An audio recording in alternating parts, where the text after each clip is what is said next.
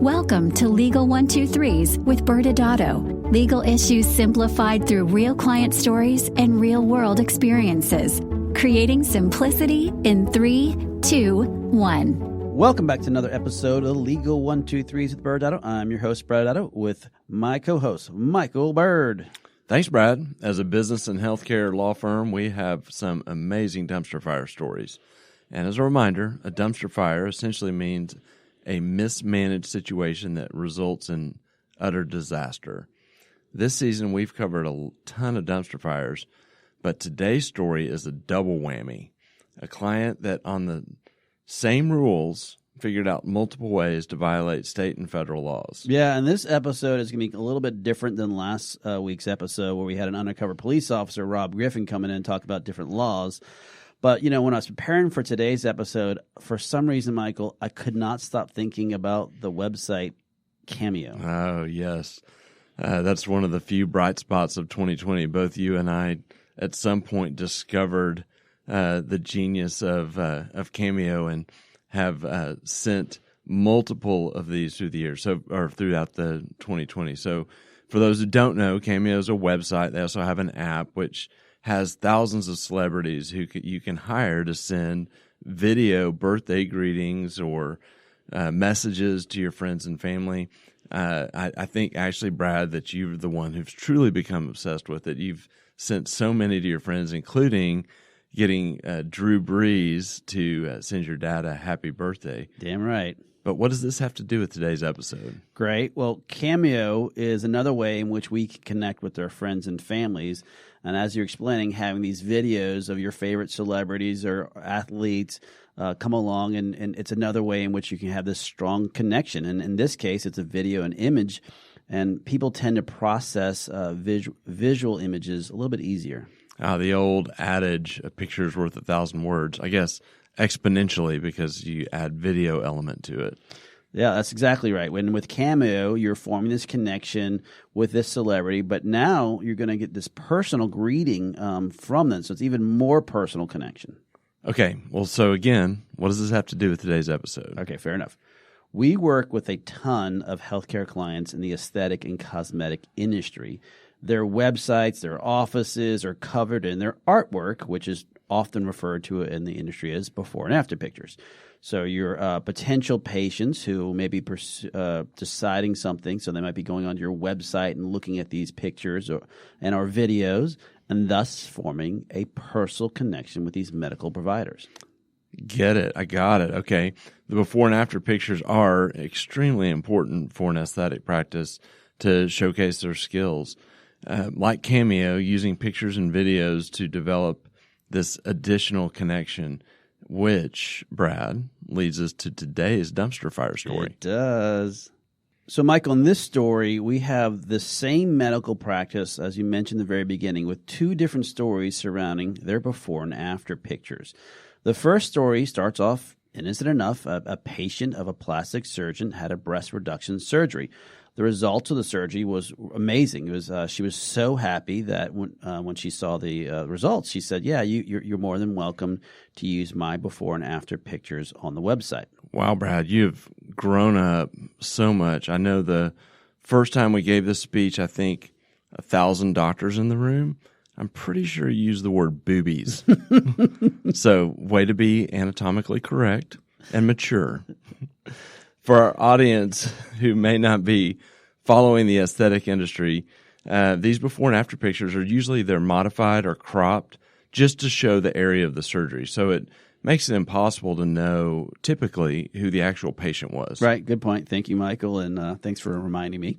So in this case, the website, as you said, showed only her before and after shots of her breast, and so not her face or other distinguishable features could be seen.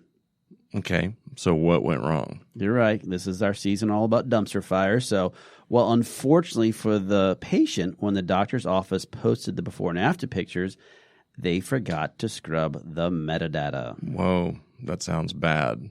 Well, let's have our first vocabulary word of the day. And I'm not an IT guy, but we can kind of generalize and talk about, what is metadata? And this is basically all the information that's embedded in a file. It provides the information kind of behind the picture. So, for example, the author, the date created, the date modified, and file size are all kind of part of the metadata. Correct. And so in this case, with the metadata, when they were getting this picture, or in this case, it's called a JPEG file, the patient's last name was associated with that JPEG file.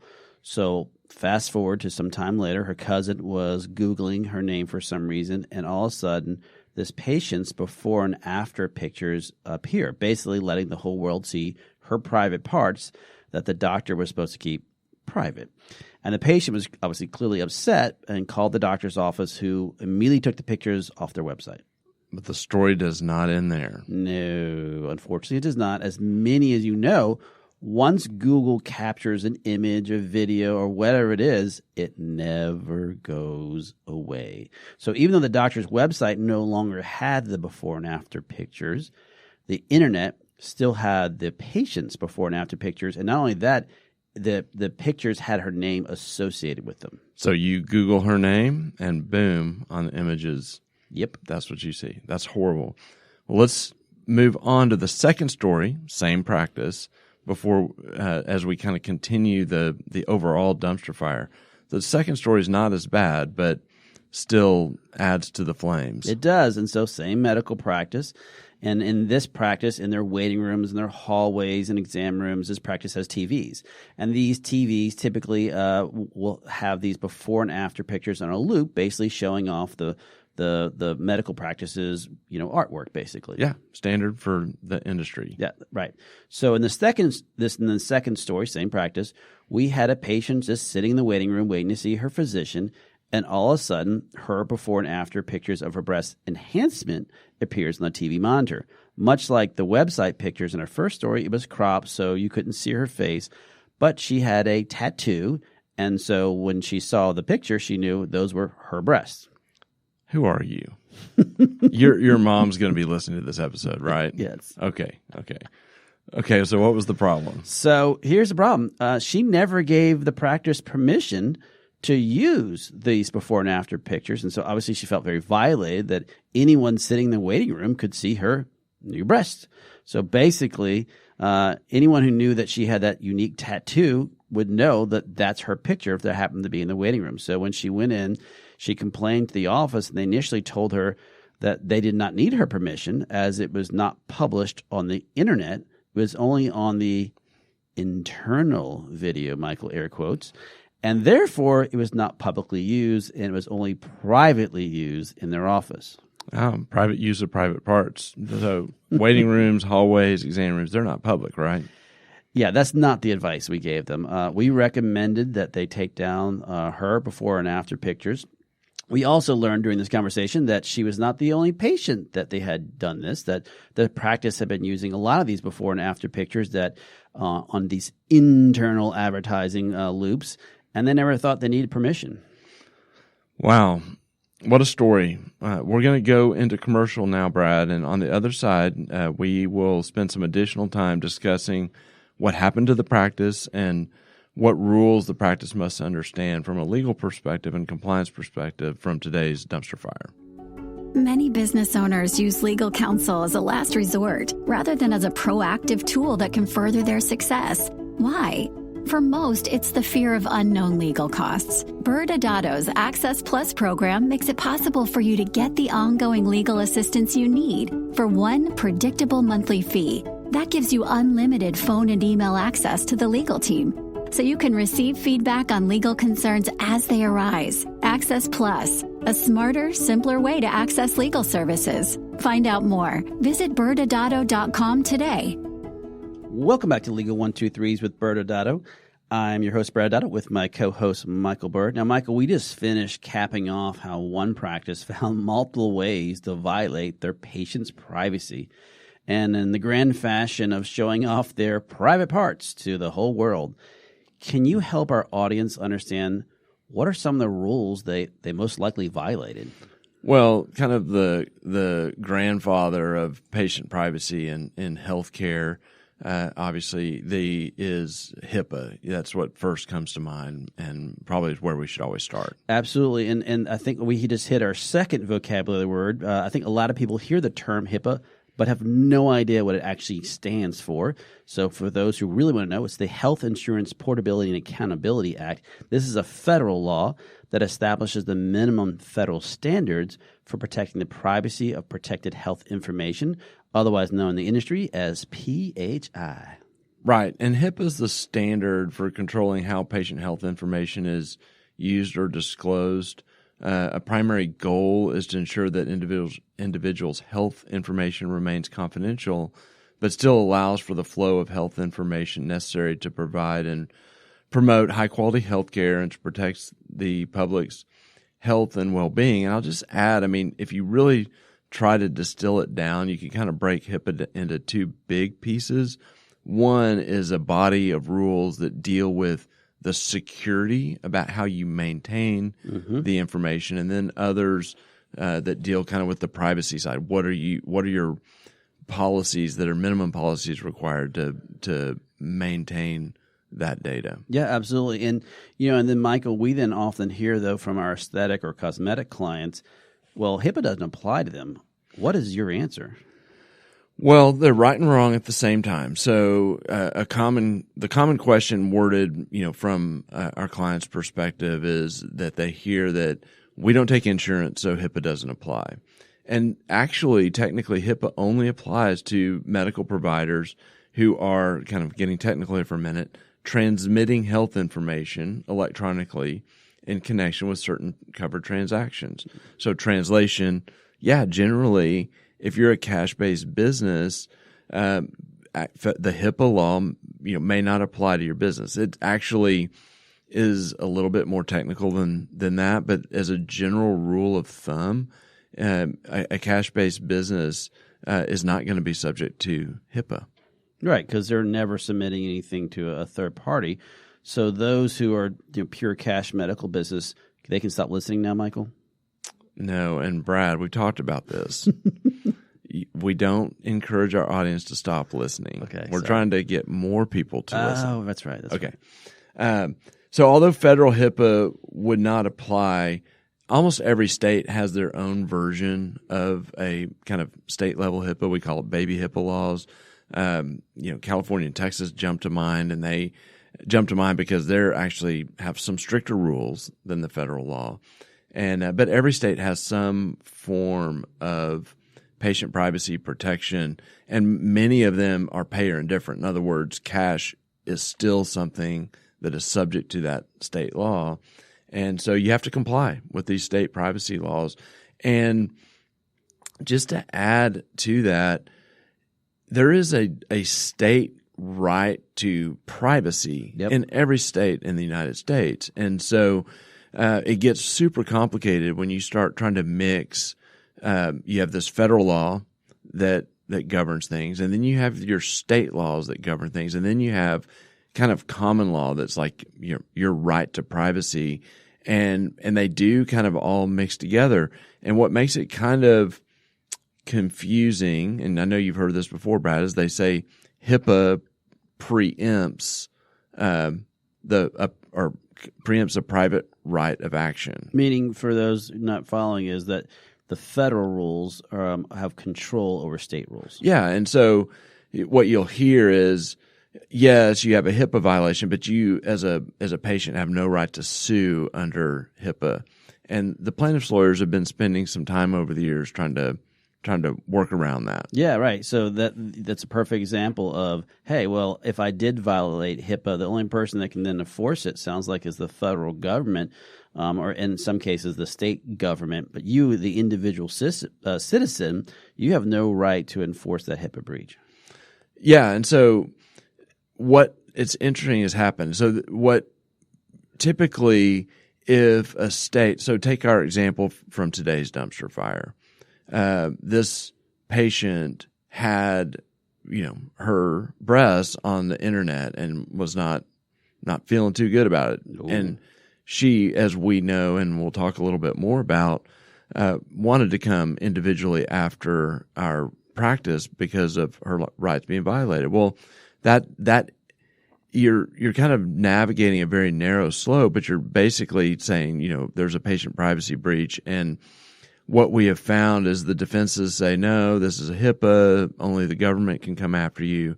And generally speaking, patients have been successful in getting after the practices and getting around that. And what's become interesting is that many courts are starting to use HIPAA as the standard of care. That's right. And so the standard, what they're saying is that the judge or the jury is looking at the behavior of the practice, patient saying, hey, you violated my privacy. And they're saying, well, how do we gauge whether you did or didn't do what you should have done? And they're actually looking to the HIPAA standards to gauge that. That's right. And I think, you were talking about within our first story, and we had a breach. And so in this first story, they were unable to get any of those images off the internet. Our client in this particular case, it was not a HIPAA breach, but as you said early in that he did violate this person's privacy, and they ended up settling out of court by paying the patient a very large sum of money. And did our client come out of pocket on this? The funny thing is, in this case, not really, because this client had something that was actually never used before by this entire practice, but he had some type of privacy insurance, or sometimes in the industry called HIPAA insurance. And luckily, with this insurance, it ended up having it allowed to pay for the settlement amount. But as a reminder, this is a patient who, up until a moment in time, that her name was associated with her breast pictures on the internet, loved him, and now she's super mad at him. And so now this physician had to spend a lot of time working through getting this settled, a lot of time and energy away from his actual practice. And then, and this is all because, this doctor locked putting together the processes to make sure his metadata was scrubbed before it was actually posted, and therefore obviously exposed himself, his practice, and unfortunately in this case, his patient. Yeah, I mean, we've had so many episodes talking about policies and procedures and how they can help protect you in so many different areas. And in this particular area, most treating medical providers allow their staff to post their information. They're taking on a business risk by doing that. It makes sense. Their highest and best use of their time is in the operating room, but they're taking a risk the minute they delegate that task because it's on them if there's a problem. And they don't spend the time or energy developing these proper, policies and procedures to make sure when they're posting that, for example, the metadata is scrubbed in whatever their process is. Yeah, and it's an important thing that you just said is not only the process and the policy, but then also making sure they actually train the staff to follow these policies. Yeah, the piece of paper that says you have a policy doesn't do you much good unless you breathe some life into it. Someone listening to this podcast who's listened to every episode may have heard us say form and substance. Yes. So what happened in the second breach? So in the second breach, it wasn't nearly as bad.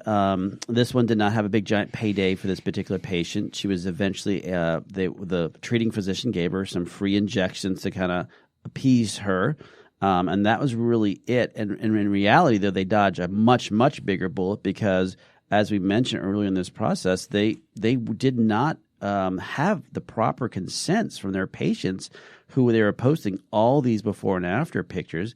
And again, luckily, once we figured all this out, they took down all these before and after pictures and then that loop that they did not have those proper consents. Another area that we see as a common mistake is, kind of in the broader policies and procedures, bucket is, getting consents. And here they misconceived that, quote, internal use of those photos wasn't something they needed to have consents for. But we see a full range of problems in how people use consents. And the root of it is, where do they get those consents, Brad? The internet? Yes. Or their friends or a friend of a friend. Or they just got it from somebody who just does it for patient consents in general and then never really understood what does a good before and after picture consent address. Yeah, and they have to have the appropriate level of disclosures on how you plan to use the pictures. Are you planning to use it for social media, website, education, research, on your internal TVs? And you want to make sure the consents cover the the people to who you're going to have using it. So, example, we commonly see the practice gets a consent to use the before and after pictures, and then the doctor goes and posts it on his or her social media account. Well, that's technically a HIPAA breach because they didn't consent to that individual provider to using the before and after pictures on their personal social media. Yeah, and we've talked about this before, is that when it comes to that, is that there's two major areas in which when it comes to your before and after pictures that every single practice and provider should be thinking about. Number one is who owns the rights to those, and the meaning that those before and after pictures typically are confidential patient information that is actually owned by the practice, consistent with their medical records. And so a lot of times it's in the employment agreement to those medical providers. But secondly, to your point, Michael, the patient still ultimately has the rights to those pictures and has to consent that they allow them to use it both on the medical practice's website and on the social media one.